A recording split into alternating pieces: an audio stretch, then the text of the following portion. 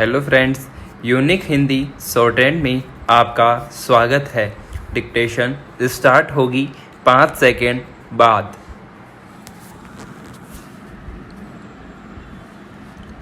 Start. आइए आज हम अपने विचारों को उस दिन तक ले जाएं जब हमने गणराज्य की घोषणा की थी।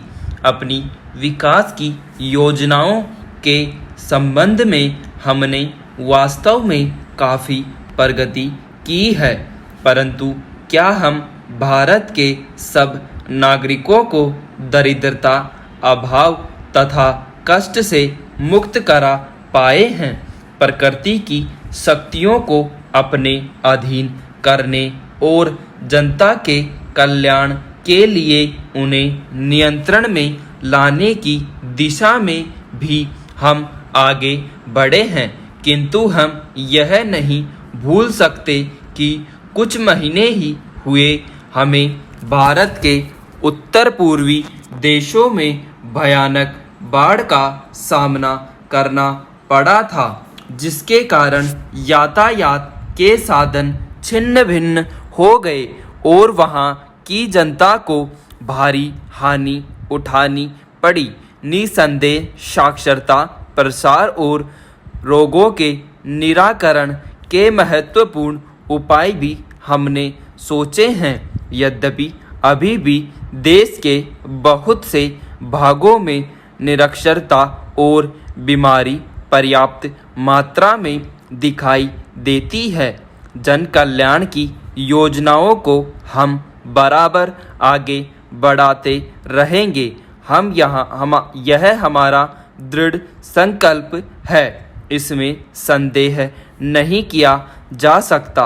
इन योजनाओं के पूरे होने के संबंध में जो प्रयास अब तक किया गया है, उससे भी हमें असंतुष्ट नहीं होना चाहिए। फिर भी जो कुछ अब तक किया जा सका है, यदि वह बहुत चमत्कारी नहीं दिखता तो उसका कारण ये है कि अभी निर्माण कार्य जारी है और समाप्त नहीं हुआ है। राष्ट्र के निर्माण में समय की आवश्यकता होती है। आज हमारा गणराज्य दिवस है और भारत जैसे प्राचीन राष्ट्र के इतिहास में 5-7 वर्ष की अवधि एक स्वल्प काल है। आइए अब हम विगत वर्ष की घटनाओं पर नज़र डालें और यह देखें कि विकास के कार्यों और निर्माण योजनाओं की दिशा में हम कहां तक आगे बढ़ सके हैं। यदि मुझसे यह कहा जाए कि बीते वर्ष की घटनाओं का वर्णन में एक वाक्य मैं करूं तो मैं कहना चाहूँगा कि संविधान में दिए गए निर्देशों के अनुसार हमने समस्त राष्ट्र के साधनों को ऐसे ढंग से जुटाना आरंभ कर दिया है जिससे यह स्पष्ट हो जाता है कि भारत में कल्याणकारी राज्य की स्थापना का श्री गणेश हो चुका है।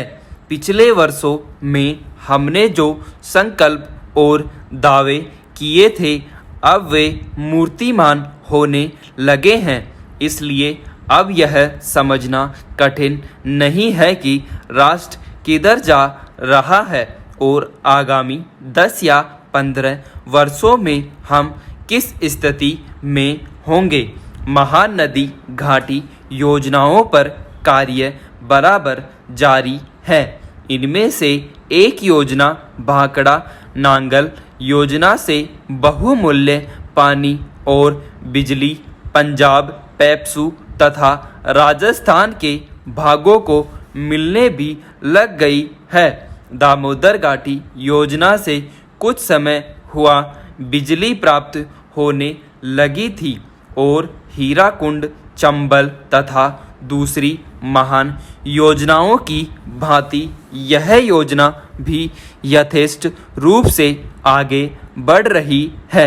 भाखड़ा नांगल योजना का प्रथम चरण समाप्त होने से अब यह स्पष्ट है कि इन महान योजनाओं के द्वारा देश में कितने महत्वपूर्ण परिवर्तन हो जाएंगे। महोदय, कोसी नदी, जिसे शोक और दुख का सूचक माना जाता है, इस वर्ष फिर अपने प्रकोप से महान हानि का कारण बनी। अब इस नदी पर काबू पाने और इसकी उपद्रवी लीला समाप्त करने के लिए भी योजना तैयार हो गई है। इस योजना की रूपरेखा तैयार हो चुकी है और निर्माण का काम हाथ में लिया जा चुका है। आशा है इस योजना के निर्माण से बड़े पैमाने पर जनसाधारण को सेवाएं उपलब्ध होंगी। जब यह नया परीक्षण सफल होगा तो महान योजनाओं के निर्माण में और भारत की महान जनशक्ति के उपयोग के संबंध में हमारी जानकारी और अनुभव में महत्वपूर्ण वृद्धि होगी।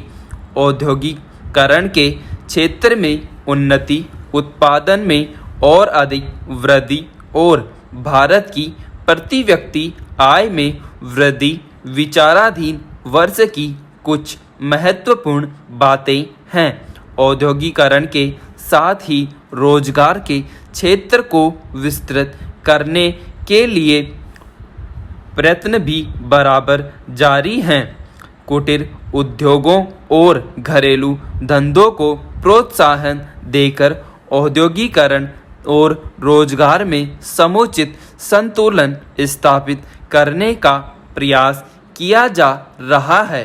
यह बात सभी स्वीकार करते हैं कि यदि भारत के जनसाधारण को उदासीनता और हार मानने की भावना से मुक्त करना है तो बढ़ती हुई बेरोजगारी को दूर करने का उपाय करना होगा। इस दिशा में घरेलू उद्योग धंधे बहुत से लोगों को आंशिक या पूर्ण उपयोगी काम देकर इस समस्या का बहुत कुछ समाधान कर सकते हैं। इसीलिए पंचवर्षीय योजनाओं में पुराने घरेलू उद्योगों को पुनर्जीवित करने और चालू उद्योगों को प्रोत्साहन देने की व्यवस्था की जा रही है।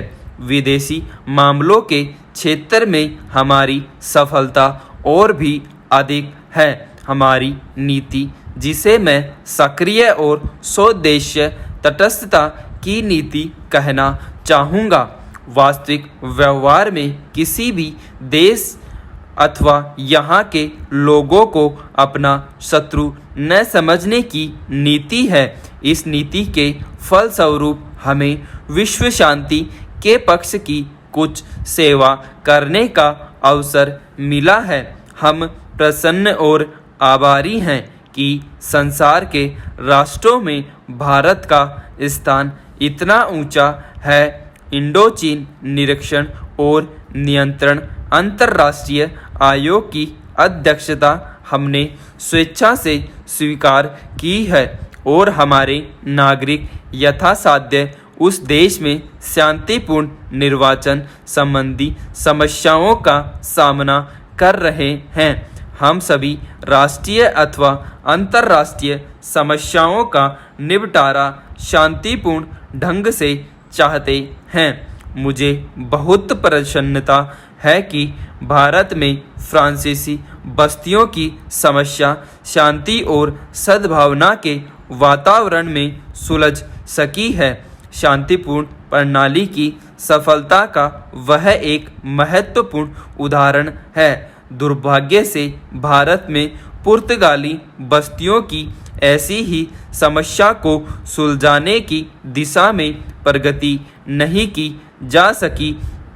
मैं आशा करता हूँ कि पुर्तगाल इन बस्तियों में रहने वाले लोगों के स्वाधीनता के अधिकार को स्वीकार करेगा और फ्रांस और ब्रिटेन की सरकारों का अनुसरण करेगा। जैसे ही यह वर्ष समाप्त हो रहा है, हम अपने सबसे निकट के पड़ोसी पाकिस्तान के साथ अपने संबंधों में अपने सुखद परिवर्तन देखते हैं। पाकिस्तान के लिए हमारे हृदय में सदैव से पूर्ण सद्भावना और शुभकामनाएं हैं। स्टॉप।